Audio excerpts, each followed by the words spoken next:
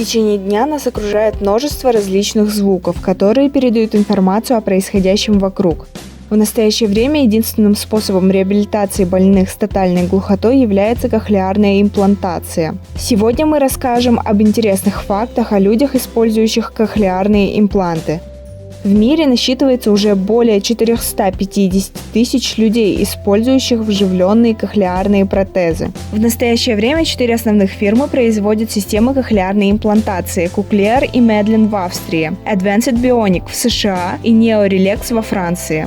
Имплантация состоит из 2 этапов. Для начала устанавливают кохлеарный имплант внутрь человека хирургическим путем, а после речевой процессор, который подключается через 3-4 недели после оперативного вмешательства сурдологом-аудиологом.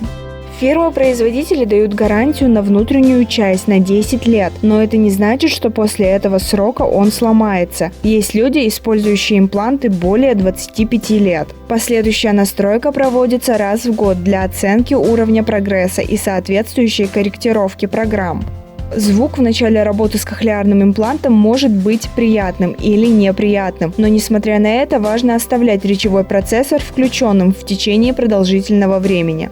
У пациента после кохлеарной имплантации пороги слухового восприятия соответствуют 1 степени тугоухости. Это означает, что человек слышит звуки от 26 до 40 дБ. Потребуется время и много практики, чтобы сделать ваше восприятие с помощью кохлеарных имплантов максимально эффективным. В настоящее время правительство Российской Федерации выделяет средства на плановую замену процессора кохлеарного импланта через каждые 5 лет всем пациентам.